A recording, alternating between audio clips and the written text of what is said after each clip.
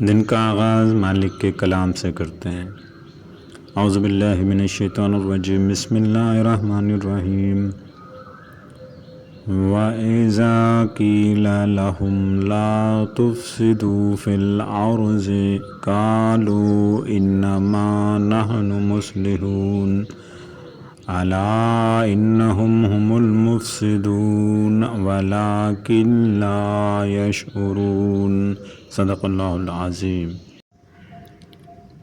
اور جب ان سے کہا جاتا ہے کہ زمین میں فساد برپا نہ کرو تو کہتے ہیں ہم تو بس اصلاح کرنے والے ہیں۔ یاد رہے فسادی تو یہی لوگ ہیں لیکن وہ اس کا شعور نہیں رکھتے۔ مالک ہم سب پر اپنا کرم فرمائے، آمین۔